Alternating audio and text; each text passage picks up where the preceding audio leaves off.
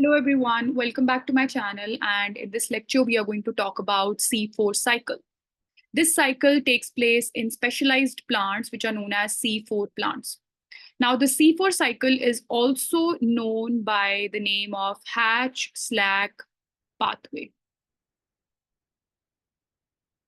So how does it take place? Let us try to see that now. Normally the photosynthesis process takes place in the C3 plants using the C3 cycle, where the carbon dioxide is fixated into the C3 cycle in the stroma of the chloroplast by using the energy which was being produced in the light reactions that were happening in the thylakoid membrane.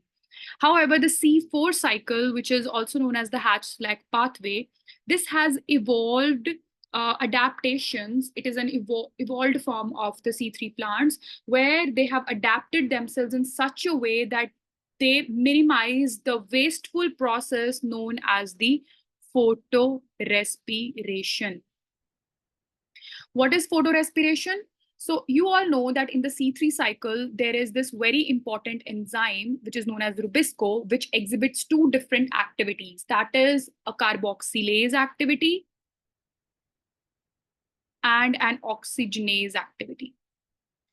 So the rubisco enzyme has the active sites for both carbon dioxide and oxygen, which means that when the carboxylase activity of this enzyme will be activated, it will bind to carbon dioxide. And when its oxygenase activity is activated, it binds to oxygen. How does it decide that which molecule it has to bind? It depends on the concentration of that molecule around the periphery of this enzyme. So when carbon dioxide is present in excess, then carboxylase activity will be activated. Whereas when oxygen is present in excess, then the oxygenase activity will be activated. Now, certain times when oxygen is more and carbon dioxide is present in less quantities in the plant starts to move in a way where the rubisco starts to show its oxygenase activity, where oxygen binds to the rubisco enzyme and leads to extra steps happening in the C3 cycle, which leads to wastage of energy. And that pathway where oxygen is bound to the rubisco and this wasteful process takes place, that whole process is known as the photorespiration. Now, when there are low amounts of carbon dioxide present, then this is a wasteful process. Therefore, some plants have adapted themselves in such a way that they have tried to separate the light reactions and the dark reactions into different parts of the plant in order to avoid this waste process called photorespiration. And these kind of plants are known as the C4 plants. And the pathway that is able to undergo this adapted form of photosynthesis is known as the C4 cycle. That is what we are going to understand in brief now. So in the C4 plants, the photosynthetic pathway has been separated from the Calvin cycle. So two different enzyme parts are exhibiting two different parts of the photosynthesis, that is the light reaction and the dark reaction. So you know that the photosynthesis process consists of light reactions and the dark reactions. So in case of the C4 plants, the light reaction has been compartmentalized into the mesophyll cells, which is basically the middle layer of cells located between the epidermal layer of the leaf. And the dark reactions or the dark cycle has been confined to the bundle sheath cells, which are the tightly packed cells around the veins of the plant. So this is how the cell has adapted itself in order to escape photorespiration. How does it happen? Let's just try to see that now. So what happens is the carbon dioxide which is present in the air, it has to be fixated, right, in order to form the sugars. So this carbon dioxide is first converted into bicarbonate ion by the addition of water molecule. This bicarbonate ion then gains entry into the mesophyll cell, where the specific 3-carbon compound known as phosphoenol pyruvate PEP takes up that carbon from the bicarbonate ion and converts into a 4-carbon compound known as the oxaloacetate. And this reaction is carried forward by a specific enzyme called PEP carboxylase, which means phosphoenol pyruvate carboxylase. Now, the enzyme itself is suggesting that this enzyme is, the name itself is suggesting that the enzyme is responsible for adding a carbon dioxide molecule, right? So the carbon from the bicarbonate ion is adding up to the PEP, which is a 3-carbon molecule, and subsequently we are forming a 4-carbon molecule known as the oxaloacetate.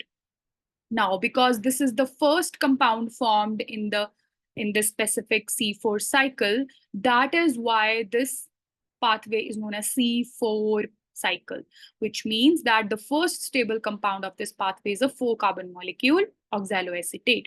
Now, this oxaloacetate is converted into malate by the reduction process, and that happens with the enzyme malate dehydrogenase. Now, this malate enzyme has the tendency, it has the capability of permeating through the membranes and hence entering into the bundle sheath cells. So oxaloacetate itself cannot permeate through these membranes, but malate can. That is why it has to be converted into malate.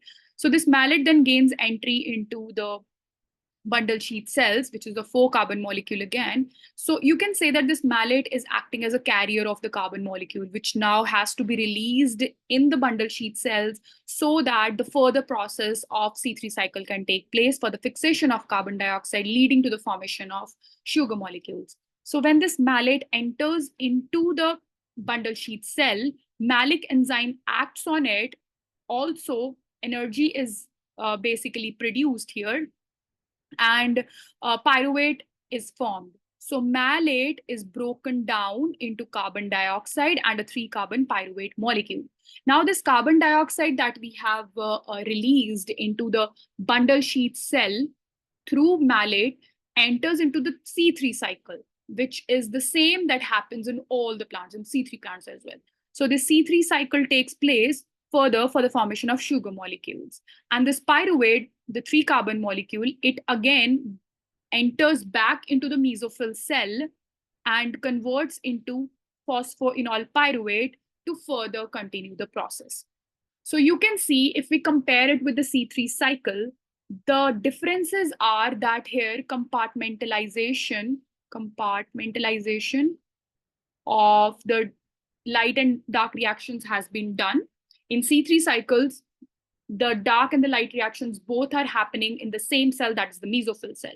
Whereas in the C4 cycle, the light reactions are happening in the mesophyll cells, whereas the dark reactions are happening in the bundle sheath cells. Why the nature has adapted itself in such a way in terms of C4 plants that the dark reactions are happening in the bundle sheath cell, it is because these bundle sheath cells, they are located somewhere deeper inside the plant, which leads to the less presence of oxygen in that area. So even in the presence of low concentrations of carbon dioxide, the cell will always carry forward towards the C3 cycle. So the Rubisco will show its carboxylase activity, even when there is low carbon dioxide present, right? So also the temperature is a little bit lower on that side.